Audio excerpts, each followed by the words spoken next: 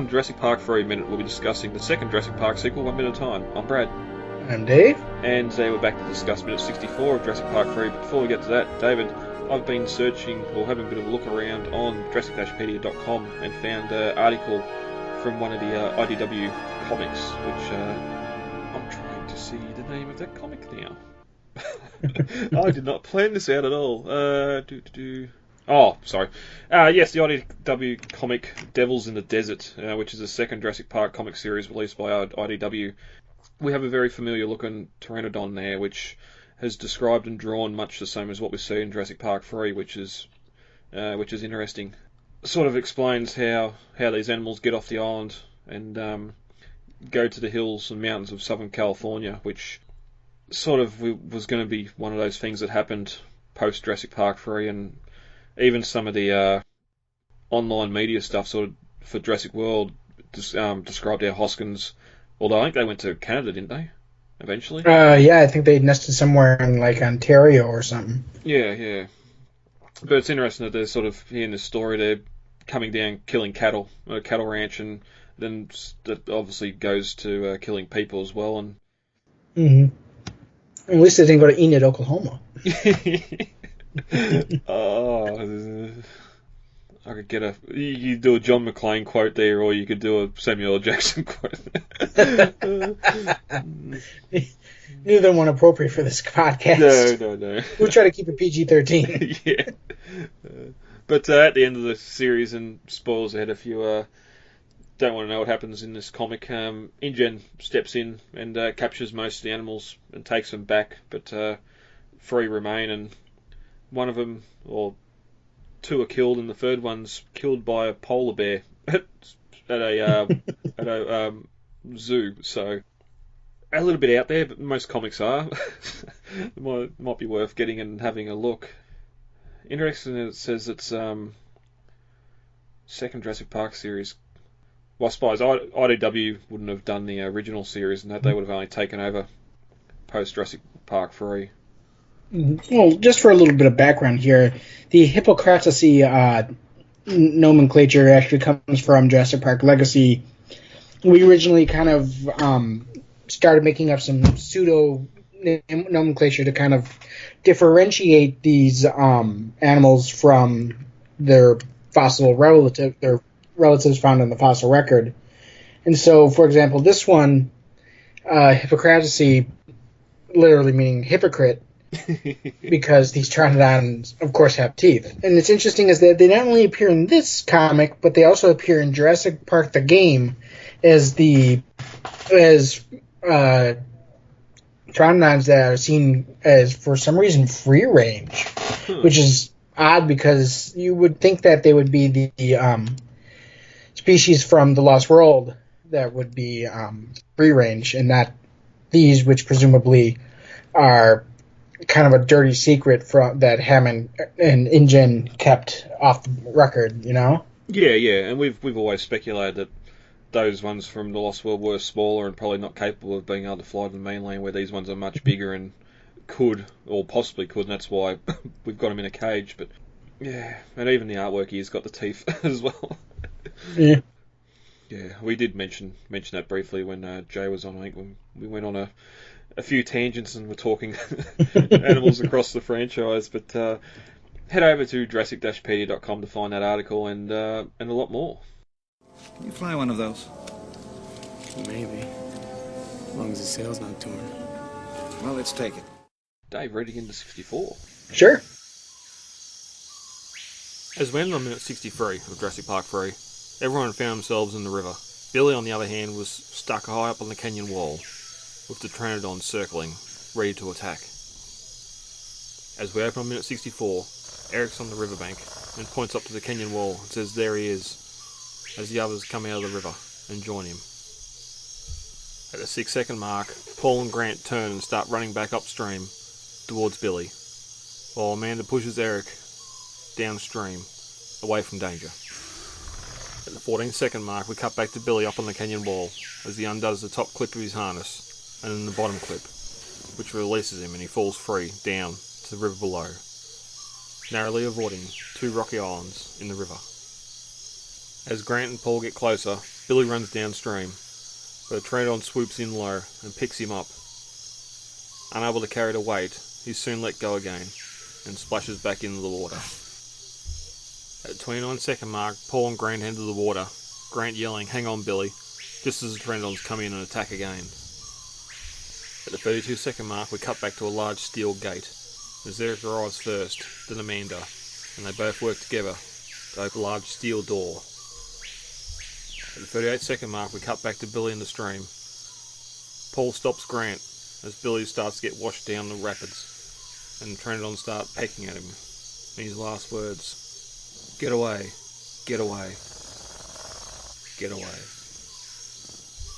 We lose sight of Billy as he goes underwater, but the two Pteranodons keep on hovering above the water, pecking down, trying to find him, just as a blurry image of a third Pteranodon comes into view. At the 53-second mark, the animal comes into focus as it slowly turns its head 180 degrees and looks directly at Grant and Paul with a menacing look. And as the minute ends, Paul and Grant realise they're now the target of this creature and turn and run. As we're up on 64, everyone's wet. They've all got out of the water. Alan, Amanda and Paul run along the riverbank until they finally find Eric, who's standing there pointing up at the canyon above and says, "There he is, he's across the river." And at this point, Amanda sort of joins Eric, and Paul and Grant turn and run back towards... it will run back in the direction of Billy, and as they do, Paul yells, "Go, get him out of here." So this is where we split up again, even though there's birds in the sky that we know can pick up Eric and possibly the others as well. But as they sort of Eric and Amanda run away, we get the shot of the canyon walls here, and the riverbank they're on, where we've got some mid-sized trees and bushes and these waterfalls running down the banks as well, or down the cliffs. Yeah, this is this whole actually ending here to this little escapade is actually all completely done on the big set that they built on the Universal backlot, and so it's got the water. It's just basically a big pool filled with water. There's no actual water running, I don't think. And so you got the cliffside on one side. You only ever see that one side of the cliff in this, and if they ever have to do an opposite side of the cliffside, they just show a different side of the camera and reverse it. Well, yeah, and I think now's about time we post the photos of that set up on Facebook too, since we haven't done it yet. It's interesting. Yeah, it is built on a big pool, and they've got pumps running up to the top of the cliffs for the waterfalls. But we do see a couple of times here and there of water running over rocks and that, like it's multi-leveled. And even at the end of the minute where Billy's getting pecked, it's pretty much cascading down rocks and that. So I wonder if there's some CG in there, or if it's on locate. They've got some location plates from somewhere. Not sure. The pictures I've always seen were of it static, but then again, it could just be that it didn't actually have the pump running at the time. You know? Oh yeah, yep, true. Because they do combine a couple shots here, I think. Yeah. That they have going with the pool, and then with maybe some water running someplace. And it's sort of odd too that, like, again, there's a lot about the geography of the aviary is questionable. And here they've ran deep into the aviary, fallen down into the water, and then come back down the river and found land. They'd nearly have to be underneath the observatory platform by now, wouldn't they? They're still sort of on that bank, on that side of the aviary. They haven't sort of crossed over to the opposite I side. think.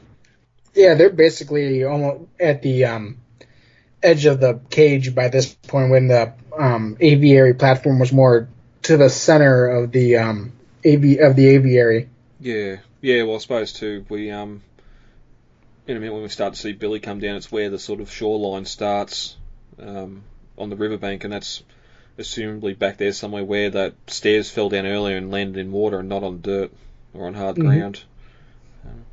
But Amanda tries to push Eric along, but he refuses, saying, I want to help Billy," which is sort of, I suppose it's more of the fact that Billy just saved his life. He wants to return the favour, because he seems pretty passionate about not getting out of there and going back to help, even though he knows he's the right weight to be carried away by these animals. But he eventually turns, and the two start to run away. Up on the canyon wall, there's that brilliant score here that's intensifying as Billy sort of unclips the top strap of his harness, and then the whole time he's sort of looking up, keeping an eye on those animals, and then he unclips his bottom strap and instantly falls down into the river below, which he undoes that bottom strap, and all of a sudden the two support straps around his legs are free as well. A little bit of movie magic there. It's a slight nitpick, but he after trying to get that parachute free, he knows it's stuck there. The only thing to do is unclip those belts and get free to harness. Mm-hmm. And again, lucky he finds a section of river here that's deep enough to land in. But as he falls in the water too, again lucky, he sort of falls between two of those nice practical rocky outcrops that are coming up out of the water, which are almost just perfect perches for the Pteranodons to sit on. Mm-hmm. It's the right height off the water. They could sit there and look and just ram their head under the water and catch fish. Or now, is it me, or is it like the filter, or does the water just seem kind of too blue? You know, like it's almost dyed in a way. It does here, and even back where we see the Grant Nat fall in the water as well. It looks real dark. And then it's one of those problems with underwater shots. Fallen Kingdom had the same problem where we go in the water with the gyrosphere, and of course it's crystal clear. It's clearly underwater shots. We're in a pool. We do get a little bit later here next minute when Grant and Paul jump in the river. It's not quite as clear. It's a little bit more cloudier, which we'll talk about there. I think that's more trying to hide the fact it's stunt guys, but it's one of those things with films. Mm-hmm. The underwater stuff, you can't film underwater in a real river for the most part because you're not going to see what's happening. But we cut back to Paul and Grant as they emerge from some foliage and can see Billy further upriver, and we cut to that view up the stream as Billy's running through knee-deep water as a Pteranodon swoops in behind him, and here we got a bit more to that shallower water. Yeah, and this shot I remember being on the back of the VHS box. The shot of the Pteranodon swooping just over Billy, you know, about to pick him up. It's a great looking shot. I'd compare it to that Tyrannosaur coming out of the bush behind the Jeep with Malcolm and Muldoon and Ellie in Jurassic Park, and I like how they still have the mist going on down here, and it's not just up in the upper part of the canyon. It's kind of permeating down even to the river level of the canyon. Yeah. Well, it's winter here. In the last month or so, it's been foggy, and that's what fog does. It sort of lingers down the low stuff until late. Sometimes lunchtime it's still foggy on rivers and that here, and before it burns up and sort of clears away. But again, it just adds that fantastic atmosphere to the aviary sequence, having that here. Agreed. But it swoops in and grabs him by the shoulders and oh no, there must be a typo there somewhere. Grabs him by the shoulder and sort of lifts him up out of the water a little bit. But obviously, Billy's a little bit heavier than what Eric was. Whether or not it's the same animal that picked up Eric, we'll never know because there's not much difference in coloration between these animals that we see. But they do a bit of a swing, and Billy's let go and drops in the water again. Grant and Paul enter the river and start running towards Billy, and Grant yelling, "Hang on, Billy!" But Billy tries to get up out of the water and is slammed into from behind by a second animal, which sends him back under the water. And this is where Billy's starting to get attacked, and much like what we would have got in that scene in Jurassic Park with them swooping down and attacking or trying to force Lex and that out of their territory. We cut to Amanda and Eric as they come to a large cage wall and try to pull down a large lever which has the inside door locked, and we slowly get that sound effect I absolutely love of creaking metal, and as the lever starts to go upwards. But back with Paul and Grant and Billy, they're both running through the water, and Grant is calling Billy's name, but Paul grabs him by the arm and they both stop, and suddenly we can see Billy sort of...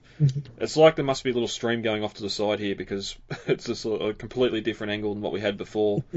As he's starting to get washed down the stream, and he sort of yells for him to get back as two more animals swoop in and hover sort of above him and start pecking at him as they move downstream, and that's where we sort of leave eyesight of Billy anyway. You know how me with my set production, set design stuff, but I do really, really like how they have the gate set up here with the kind of weeds just climbing all over, because that's basically what plants do. They'll find anything to latch onto and just climb up and up and up it, like you kind of see with the leaves on the rock behind them. But I also have a nice speckling going on with the rust effect going on with the actual cage wall itself, and you can kind of imagine where they had it painted black at one point, and where other areas where the rust is starting to eat through the paint, you know? Yeah, it's interesting. Next minute when we get sort of a look back at the whole sort of structure at the bottom of the aviary here, where you can clearly see where the vines have been growing up and over it, but then they've all died at some point, whether it's been a dry season or what's happened. The foliage has sort of needed to pull back, and it's one thing. It's a pity when we get that big wide shot of the aviary itself that there isn't more foliage sort of growing in from the sides or the riverbank. As the Pteranodons move downstream, we get that fantastic. We get a blurry image of a third Pteranodon that's sitting on a rock watching them, and as the animal comes into focus, we get that slow head turn as the other two animals attacking Billy, or from them to Grant and Paul standing in the river. And Jay mentioned it in the last episode he was on, just the freakiness of this Pteranodon just turning its head so smoothly and looking directly back at him. Like Jay said, this is actually one of the great moments of CGI in this movie, and you can just see as the animal comes into focus, it looks real, you know? It looks like it's an actual, it could almost be a animatronic. I mean, you can, if you look at the neck area, you can kind of see that it's not, but it still has that almost, you could almost touch it look, you know? Yeah, and that's it. If it was an animatronic, the latex would be bunching up on the neck, especially when it sort of pretty much does a 180 too. But yeah, just the CG here is absolutely fantastic and freaky as hell. It just feels so menacing. And then you get the look on Grant's face as it's crap. And as the minute ends, we cut back to Paul and Grant as they suddenly realise that they're now the focus of this animal and start to turn to run. Anything else on that? Like we sort of compared this sort of stuff to other films when Jay was on Last Minutes. Yeah. In the script, as mentioned last week, Amanda comes out of the river and finds her son hiding behind a rock, and she hugs him tightly. Paul urges them to keep moving. Up ahead, the mesh of the aviary meets the river. So, in that shot, we would have, in the script anyway, we see that they are near the edge of the aviary. Grant wades along the shore looking for Billy and doesn't take long to find him up on the canyon. Billy tries in vain to free the parasail. All the Pteranodons have now landed on perches beside him, much like Prometheus about to have his liver and a lot more pecked out, which I thought was an interesting little quote for the script. And then a much larger animal lands beside him, looking Billy right in the eye, and it lunges at him, but Billy pushes off the rock wall and barely avoids getting bitten. But the big animal's beak sort of cuts through the harness, or a vital piece of the harness, and that's what causes him to fall. Which I think all this would have upped the fear and tension a lot more if the animals, instead of just circling above, if they'd actually landed on the canyon wall and were right next to him, and he couldn't really do nothing about it. Yeah. It also suggests too that there's a bigger. I'm guessing this being a big one. It's a male, maybe the leader or the head of the pack. Well, there was, as I mentioned, I think it was last episode. There was meant to be a male in the final, in the finale of the movie, but it was eventually cut. Yeah. Because it is big. It is described. The big one's described here, and then it's also described as the one that sort of hangs on the aviary wall as well, and it's the one that realizes they can escape. But Billy bobs to the surface and sees the others and wades down the stream towards them, and Grant, Paul, and Amanda, they all sort of hurry to meet him. Grant is overjoyed to see him alive, but his smile quickly fades as he sees the entire flock of Pteranodons diving down from above in pursuit of their lost prey. This starts to get a bit dark, and I haven't read ahead in the script or the novel, because the novel's the same, but it sort of describes something here that doesn't suggest that Billy's coming back, because he starts running to his friends and yells, get back, and he's then knocked down by the lead Pteranodon. Strikes him from behind with a brutal, calculated beak to the head. Billy stumbles and falls to the ground. Grant rushes forward with Paul right behind him. Amanda takes Eric to safety downriver. Billy screams as the entire flock of Pteranodons now swarm around him, pecking him apart with beaks and claws. Which, yeah.